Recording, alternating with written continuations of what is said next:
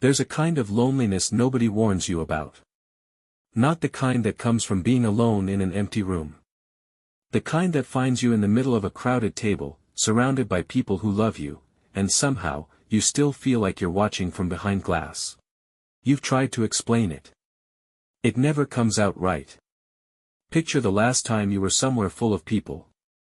Maybe a family dinner. Maybe a party.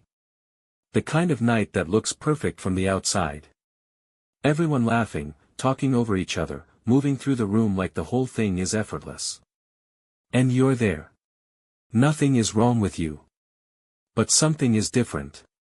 And that difference has been running silently underneath your entire life, without a name, without an explanation, without anyone ever sitting you down and telling you what it actually is. The minds that feel the most isolated are almost never the broken ones. They're the ones wired to go further. To feel deeper. When someone else sees a conversation, you see the current running underneath it. When someone else hears silence, you hear everything that wasn't said. You caught the expression that crossed someone's face for half a second, before they blinked it away and smiled like nothing happened.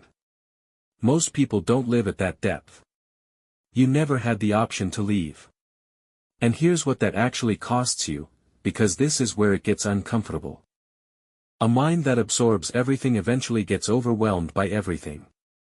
So you started pulling back. Canceling plans you actually wanted to keep. Choosing a quiet room over a loud one. Craving stillness the way other people crave company. And the world looked at that and gave it a label. Antisocial. Cold. Closed off. Something to fix. But that wasn't what was happening. Not even close. There is a difference, a critical one, between loneliness and solitude. Loneliness is being cut off from the world against your will. Solitude is what you build when the world becomes too loud to think clearly inside of. You weren't retreating because something in you was damaged. You were retreating because the noise was too shallow for the depth you were carrying around. But here's the longer you stayed inside yourself, the more you started accepting the world's version of you. Too sensitive. Too intense. Too much. You started believing that well-adjusted people don't need this much quiet. That something in your wiring misfired somewhere along the way.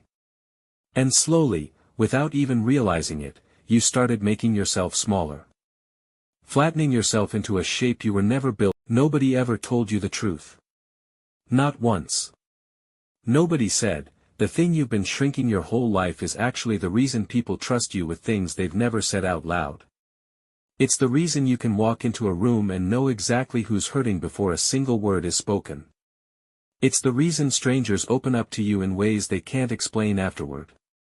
It's the reason a piece of music or a stranger's grief lands inside you like it's your own. You weren't given too much feeling. You were given feeling, and then handed a world that never quite learned what to do with people built the way you are. The rarest people alive aren't the loudest ones in the room. They're not the most polished. Not the most confident. Not the ones who seem to move through life without friction. They're the ones who carry real depth in a world, who sit in the quiet, not running from anything, just being, and somehow, without trying, become the person everyone else gravitates toward when the noise finally becomes too much to carry alone. That's not a coincidence. That's not weakness wearing a different mask. That is you, operating exactly as designed. Not broken. Not too much.